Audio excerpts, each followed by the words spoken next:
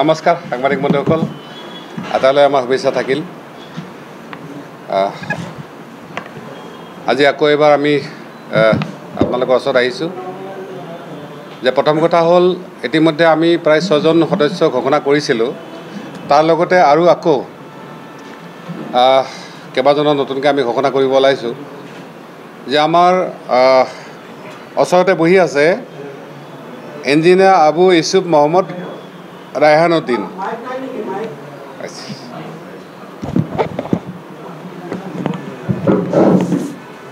ঠিক আছেনে? নমস্কাৰ মিডিয়া বন্ধুসকল, আটাইলৈ আমাৰ আন্তৰিক শুভেচ্ছা অভিনন্দন থাকিল।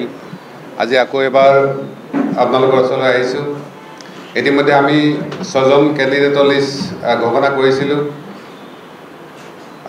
অৰুণাচল, ডিফু, দৰং, ওদালগুৰি, আকৌ আমাৰ কোকৰাঝাৰ, তাৰপিছত পানাঘাট আৰু উৰিষ্যাৰ 2জন। আজি আকৌ আমি প্ৰায় 10জন কেণ্ডিডেট। ইয়াৰ ভিতৰত আমাৰ নগাঁৱৰ পৰা আমি ফৰ্মেলি কালি হ'ব, তথাপিও আপোনালোকক আজি আমি জনাব লাগিছোঁ আমাৰ এখেত ইঞ্জিনিয়াৰ আবু ইউছুফ মহম্মদ ৰায়হানুদ্দিন। তেখেত এজন সমাজকৰ্মী, শিক্ষাৰ লগতে জড়িত।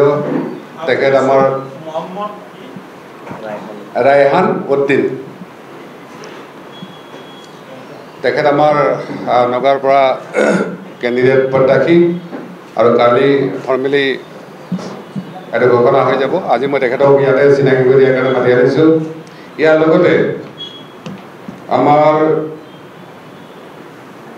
বিশেষকৈ ইউ পিৰ পৰা 7জন কেণ্ডিডেট আছে। ৰামনিবাস গণ, গাজীপুৰ কনষ্টিটুৱেঞ্চি, ভৰতলাল গণ, মিৰ্জাপুৰ কনষ্টিটুৱেঞ্চি, মহাদেৱ কল,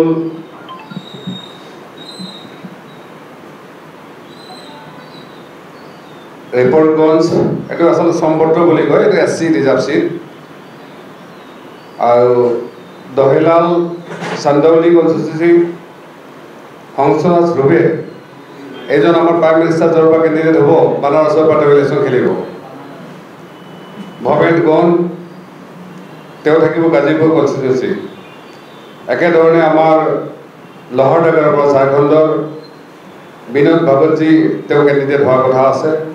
একেধৰণে শ্ৰীনগৰ 2 নম্বৰ যিটো কনষ্টিটুৱেঞ্চি আছে, তাত আমাৰ মহম্মদ ইউছুফ ভাট থাকিব কেণ্ডিডেট। সন্মানীয় সাংবাদিক বন্ধুসকল, ইতিমধ্যে আকৌ বিহাৰৰ পৰা আৰম্ভ কৰি মহাৰাষ্ট্ৰলৈকে এইবিলাক কেণ্ডিডেট লিষ্ট তৈয়াৰী হৈছে। এইটো হোৱাৰ লগে লগে মই আপোনালোক প্ৰভাইড কৰিম। এই হিচাপতে মই এটা কথা, বিশেষ কথা আমি ক'ব ওলাইছোঁ যে যোৱা 20 তাৰিখে নৱশৰণীয়াৰ ওপৰত যিটো অভিযোগ আছিলে, অৰ্থাৎ আমাৰ ষ্টেট লেভেল স্ক্ৰুটিনি কমিটি যিটো সিদ্ধান্ত দিয়া হৈছিলে নৱশৰণীয়া বড়ো কছাৰী মূলত নহয় বুলি, সেই কেছটো শুনানি আছিলে আৰু খুব ভালভাৱে শুনানিটো হৈছে। আমাৰ পক্ষৰ পৰা সন্মানীয় supreme কোৰ্টৰ lower Salman Khurshid sir, তেখেতে ৰিপ্ৰেজেণ্ট কৰিছিলে, লগত মানস সৈনীয়া আছিলে, আৰু বিপক্ষৰ ফালৰ পৰা, চৰকাৰৰ ফালৰ পৰা আমাৰ এডভকেট জেনেৰেল আছিলে। আৰু জজে ৰায়দানটো অহা 27 তাৰিখে দিব বুলি ঘোষণা কৰিছে। যিখিনি আৰ্গুমেণ্ট হৈছে, আমি নিজে তাত আছিলোঁ, আমি ভাবোঁ যে নিশ্চিতভাৱে আমাৰ পক্ষত ৰায়দানটো আহিব। আমি ষ্টে বিচাৰিছিলোঁ। এইকাৰণে এই কথাখিনি ক'ব লগা হৈছে যে ইতিমধ্যে আমাৰ বিৰোধীবিলাকে সমগ্ৰ কোকৰাঝাৰ প্ৰচাৰ কৰিছে যে নৱশৰণীয়া এইবাৰ ইলেকশ্যন খেলিব নোৱাৰে। আৰু এইটো এটা ষড়যন্ত্ৰপাত। মই বাৰ বাৰ কৈছিলোঁ যে তেওঁলোকে জানে যে নৱশৰণীয়া ইলেকশ্যন খেলিলে তাত নৱশৰণীয়া হাৰাব পৰা এনেকুৱা ধৰণৰ কোনো ব্যৱস্থা তেওঁলোকৰ হাতত নাই। যাৰ কাৰণে বিৰোধী যিবিলাক আছে প্ৰতিবিলাকে তাত মানে নৱশৰণীয়া যাতে ইলেকশ্যনত নহয়, কেছত হাৰি যায়, এইটোৰ কাৰণে তেওঁলোকে কিন্তু ভগৱানৰ ওচৰত আশীৰ্বাদ বিচাৰিছে, বা তাৰ কাৰণে যিখিনি কৰাৰ প্ৰয়োজন আছে তেওঁলোকে কৰিছে। দ্বিতীয়তে, কোকৰাঝাৰ কনষ্টিটুৱেঞ্চিত আমাৰ কিছুমানে বৰ এই ধৰণৰ এটা পৰিস্থিতি সৃষ্টি কৰি থাকে। তাৰ কাৰণে অৱৰো সুৰক্ষা সমিতিৰ নামতো 2-3টা কেণ্ডিডেট দিয়াৰ এটা ঘোষণা, প্ৰস্তুতি এনেকুৱাবিলাক চলি আছে।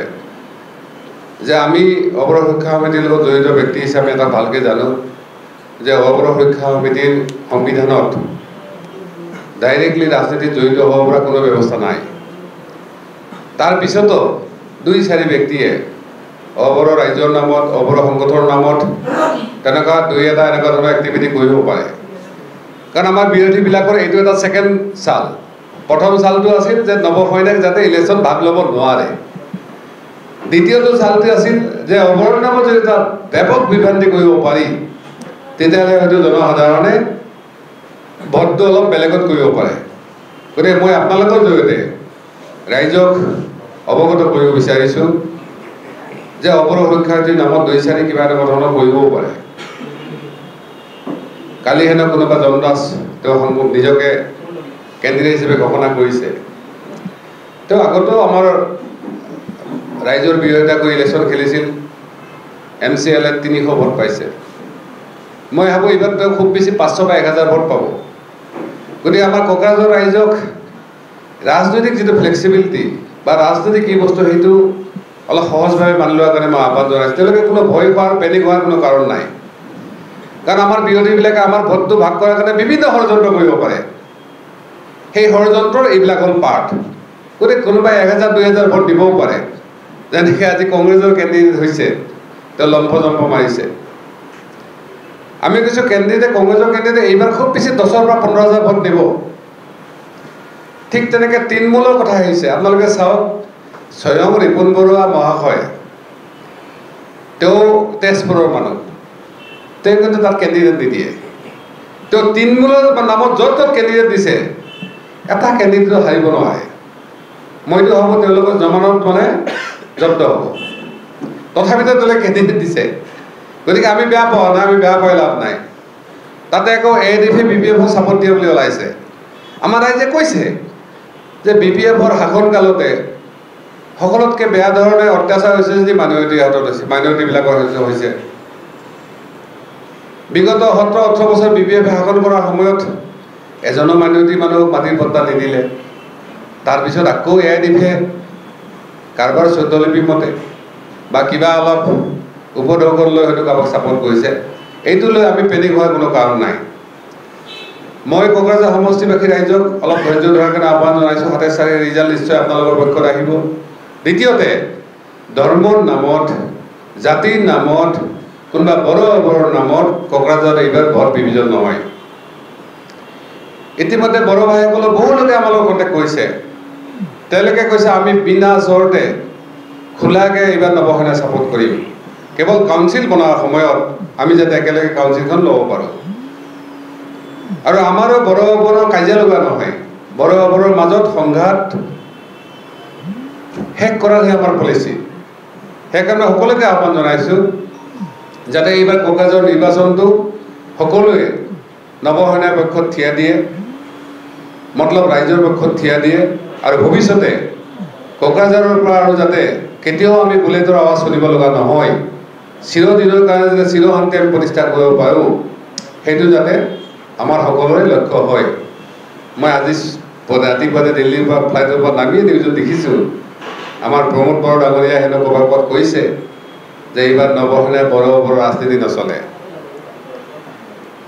চাওক, বড়ো ৰাজনীতি মই কেতিয়াও নকৰোঁ, কৰাৰ কোনো প্ৰয়োজনে নাই। আমি নিজে ট্ৰাইবেল মানুহ হৈ আমি ট্ৰাইবেল বিৰোধী কেলেই কাম কৰিম? নিশ্চয় কৰাৰ কথা নাহে। কিন্তু তাৰমানে এইটো নহয় ইয়াত থকা নম্বৰৰ ৰাইজৰ যিখিনি অধিকাৰ, সেইখিনি মৰ্যাদা, তাৰ পক্ষত আমি থিয় নিদিম, তাৰ পক্ষত মাত নামানিম। আমি সবাৰ কৈছোঁ আমি এইখিনি মানুহৰ পক্ষে আছোঁ, পক্ষে মাত দিম, যাতে তেওঁলোকে ভাৰতৰ নাগৰিক হিচাপে তেওঁলোকৰ ভূমি অধিকাৰৰ পৰা, ভাষা অধিকাৰৰ পৰা, চাকৰি মুকলি কৰাৰ অধিকাৰৰ পৰা, বিভিন্ন সংস্থাপনৰ অধিকাৰৰ পৰা, বিভিন্ন সা সুবিধা পোৱা অধিকাৰৰ পৰা সেই গোটেইখিনি যাতে তেওঁলোকে পায়। আৰু সকলোকে ট্ৰেজিক কথাটো যে যদিও ৰায়দান 2 দিন বাকী আছে, মই অলপ সামাজিক কথাখিনি কৈ দিছোঁ যে এটা কথাতে নৱসেনাক কোৱা হৈছে যে নৱসেনাৰ দেউতাকৰ দেউতাক হেনো সৰুকোচ আছিলে। আমাৰ এডভকেটে বাৰে বাৰে কোৰ্টত কয় যে সৰুকোচ কোনো কাৰণতে ট্ৰাইবেল নহয়। আমি এটা কথাই আপোনালোকক যদি জানিব বিচাৰিছোঁ যে সৰুকোচ বুলি অসমত কোনোবা জাতি আছে নেকি? ইয়াত আপোনালোকে সকলোকে জনা বুজা ব্যক্তি, সৰুকোচ বুলি অসমত কোনো জাতি নাই।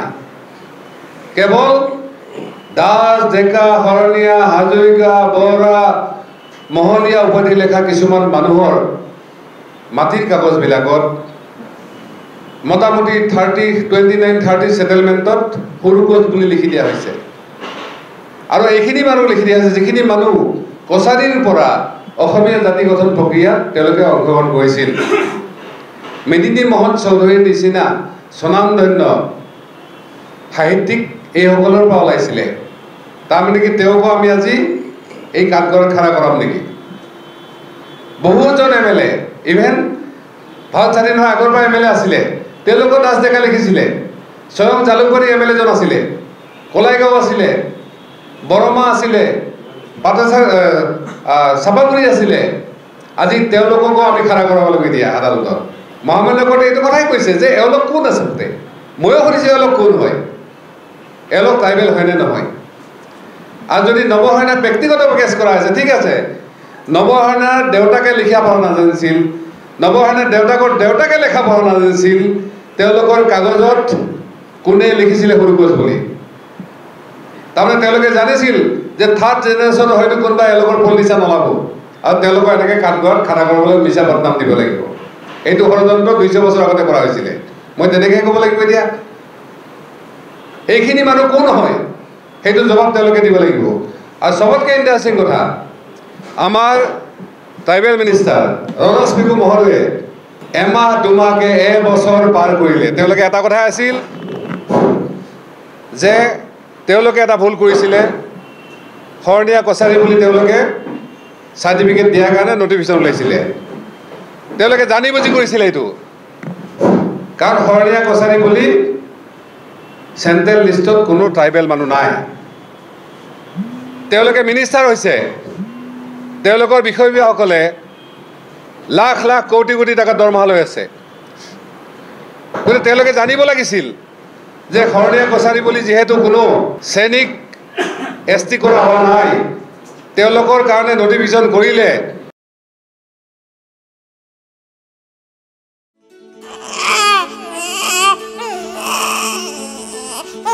অভিনন্দন, আপোনাৰ এজনী ছোৱালী জন্ম হৈছে।